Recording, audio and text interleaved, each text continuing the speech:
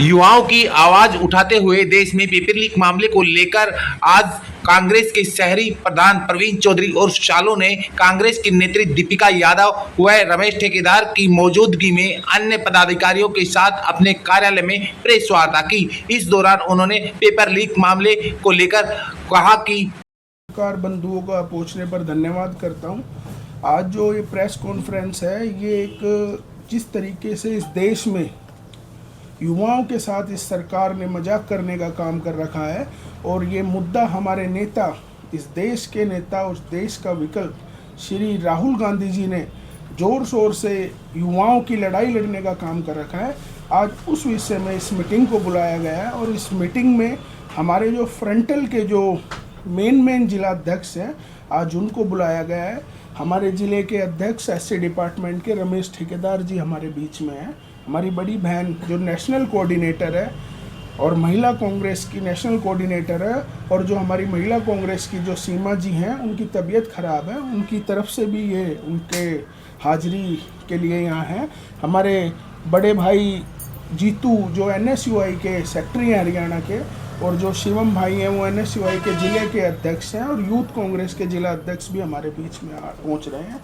देखिए, जिस तरीके से युवाओं के साथ पेपर लीक का जो मामला इस देश में इस सरकार ने युवाओं के साथ एक खिलवाड़ कर रखा है। आपने देखा होगा कि 17 युवा बच्चों की जान इस पेपर लीक मामले में जा चुकी है, जिन्होंने आत्मदाह कराया है।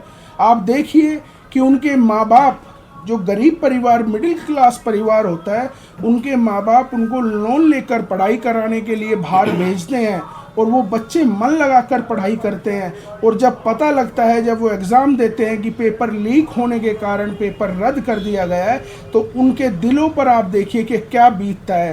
परंतु जब युवा इस लड़ाई को लड़ने के लिए सरकार के पास जाते हैं, रोडों पर उतरते हैं, और जब शिक्षा मंत्री का इस्तीफा मांगने की मांग करते हैं, पर सरकार के कानों तक कोई जू नहीं रेंगती, और जब उनके मंत्रियों से, सरकार के जो प्रतिनिधि करते हैं, उनसे पूछा जाता है, तो वो एक ही बात कह देते हैं कि कांग्रेस ने क्या करा, कांग्रेस ने क्या करा। अरे कांग्रेस की बात नहीं है। अब 11 साल 14 साल आपको यहाँ हो गए हैं। आप ये देखिए कि अब जिम्मेदारी आपकी बनती है। इस देश का युवा आपसे पूछना चाहता है। खोखले डिजिटल वादे, ये कहते हैं कि जीरो टॉलरेंस की सरकार हम देते हैं, मजबूत प्रशासन देते हैं, परंतु वो ग्राउंड पर जीरो है। आप देखिए युवाओं के साथ जिस तरीके से इस सरकार ने मजाक बना रखा है, और हर वर्ग के साथ आप किसी भी मुद्दे पर आज बात कर लीजिए, चाहे आप महंगाई पर बात कर लीजिए, पेट्रोल पर ये बोलना नहीं चाहते, महंगाई पर ये बोलना नहीं चाहते। आज इस देश की आर्थिक स्थिति आप देखिए, क्या आर्थिक स्थिति हो रही है। ये देश अंदर से खोखला होता जा रहा है, परंतु उस पर बात नहीं करती। इनके रोज दिन प्रतिदिन इनके बीजेपी के कार्यालयों में रोज नए नए मीटिंगें, नए नए फंक्शनों में इतना पैसा सरकार का फंड ये खर्च कर रहे हैं। उससे कहीं ना कहीं आर्थिक स्थिति को देखते हुए इनको ऐसा नहीं करना चाहिए, और यही जनता है जिन्होंने इनको सत्ता में लाकर काबिज करा था। मैं आज बता रहा हूँ कि युवाओं में एक जोश और सरकार के प्रति एक भावना पैदा हो चुकी है कि ऐसी सरकार को उखाड़ फेंकने का साथ उन्होंने ठान लिया है। और जो हमारे नेता श्री राहुल गांधी जी ने युवाओं की लड़ाई के लिए, आपने कोटा में देखा था कि लाखों युवा, इन्होंने खूब प्रेशराइज करा सरकार ने। उनके कॉलेजों के जो डायरेक्टर थे उनको धमकाया गया, होर्डिंग्स हटाए गए, परंतु युवा नहीं रुका। और युवा नहीं, इस देश की अगर रीढ़ की हड्डी है वो युवा है। इनको समझ लेना चाहिए, अगर युवाओं के साथ इस तरीके का खिलवाड़ करेंगे तो युवा कतई बर्दाश्त नहीं करेंगे, मैं आपको बताना चाहता हूं। और हमारे हरियाणा प्रदेश के जो हमारे जुझारू और मेहनती प्रदेश के अध्यक्ष राव नरेंद्र जी, और हमारे जो सह प्रभारी हैं जितेंद्र बघेल जी, उन्होंने इतने जोर शोर से इस मुद्दे को पूरे हरियाणा में उठा रखा है। और मैं बताना चाहता हूं कि अगर हमें रोडों पर भी आना पड़ा तो हम उनके आदेश की पालना करते। युवाओं के हितों की लड़ाई हम हमारे सारे फ्रंटल के अध्यक्षों के साथ मिलकर, उनकी पूरी टीम के साथ मिलकर इस लड़ाई को लड़ने का काम करेंगे। भाई परवीन का और पूरी टीम का, आप लोगों का मैं धन्यवाद करती हूँ बुलाया यहाँ पे मैं अपनी बात रख सकूँ। आपको पूरी डिटेल में भाई परवीन बता चुके हैं वैसे तो कि 17 लोग, बात 17 नहीं है, ये वो देश के भविष्य थे जो शायद इन द फ्यूचर जा करके डॉक्टर बनते और पता नहीं कितने 1700 लोगों की ज़िंदगी बचाते।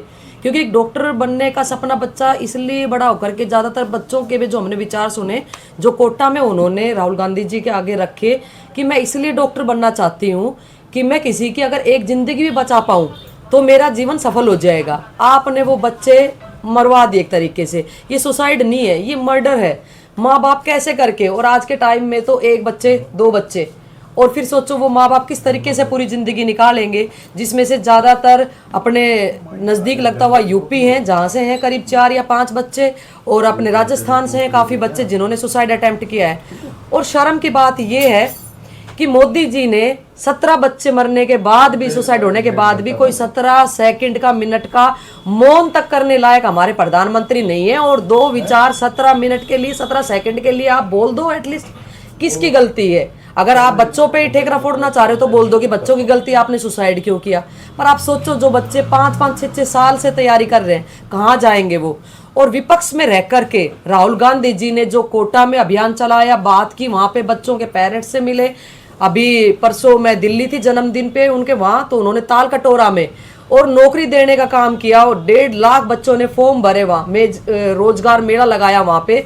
तो बच्चे भी ये बोल रहे थे कि जब विपक्ष में रह करके राहुल गांधी जी इतना कर सकते हैं बच्चों को रोजगार के लिए, तो क्या सत्ता में रह करके हमारे जो शिक्षा मंत्री हैं धर्मेंद्र प्रधान जी इस्तीफा तो देंगे नहीं? ऐसे कुर्सी से चिपक के बैठे हैं, प्रॉपर आंदोलन चल रहे हैं फर्स्ट डे से। क्योंकि ये एक पेपर नहीं है नीट, आज नीट की लड़ाई लड़ रहे हैं, लेकिन आप देखो एसएससी और भी आप एग्जाम ले लीजिए, जो भी पेपर हैं वो तरीके से सब पेपर आउट हो रहे हैं, जिनके खिलाफ ये सरकार आवाज उठा करके आई थी कि हरियाणा सरकार में पेपर आउट होते हैं, यहाँ पेपर आउट होते हैं, हम देंगे बिना खर्ची बिना पर्ची के नौकरी। लेकिन आप आज हरियाणा में देखो, आप बात करो कहाँ नौकरी है। हमारे जो नायब सैनी हैं मुख्यमंत्री, वो पंजाब में पगड़ी पहन के खड़े हो जाते हैं। इनको मतलब टोटली धर्म जाति पे बात करने के लिए एक ही ये चीज मिलती है। वो बिहार में जाकर के बोलते हैं हम तो शुरू से बिहारी हैं, तो आप हरियाणवी बने। मेरी उनको ये सलाह है, आप बिहारी ना बने, आप पंजाब में जाके पंजाबी ना बनने का काम करें। आप HPSC HSC में जो नौकरियां पेंडिंग पड़ी हैं, और सबसे बड़ा मुद्दा मैं बताती हूँ जहाँ यूथ खड़ा होकर के लड़ाई HPSC के बाहर पता नहीं कितने टाइम से लड़ रहा है कि एक आलोक वर्मा बिहार का बंदा इन्होंने यहाँ चेयरमैन बना के बिठा रखा है, और वो कहते हैं कि हरियाणा में तो बच्चे शिक्षित है ही नहीं, आपको तो स्कूल कॉलेजों में पढ़ाई कराई नहीं गई, तो मैं नौकरी क्यों दूं? वो सारे बच्चे बिहार के यहाँ लगाते हैं, हमें कोई दिक्कत नहीं है। बिहार के बच्चे, यूपी के बच्चे, राजस्थान के, क्या हमारे बच्चा एक भी जो UPSC क्लियर करता है क्या वो SCS क्लियर करने के लायक नहीं होगा? सोचने की बात है, शर्म की बात है। आप हरियाणा में नौकरी नहीं दे रहे हो। मेरी यही गुजारिश है आप धर्मेंद्र प्रधान जी से कि आप कुर्सी छोड़िए, आप इस्तीफा दीजिए, कोई ऐसे योग्य बंदे को बैठाइए जो पेपर तरीके से करा सके।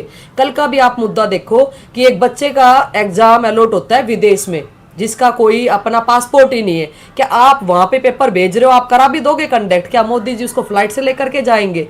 और ये सारी चीजें एक मुद्दे को भटकाने के लिए बनी। वो भी मैं बताती हूँ कि जो भरत तिवारी का सुसाइड, वो जो एनकाउंटर हुआ है, सॉरी, उसको दबाने के लिए ये पेपर उधर अलॉट किया गया ताकि दुनिया का इधर भटक के ध्यान और वहां चला जाए। मतलब आप किस तरह गिरोगे? आप दोबारा पेपर कंडक्ट करा रहे हो, फिर आप बच्चों का विदेश में दे रहे हो।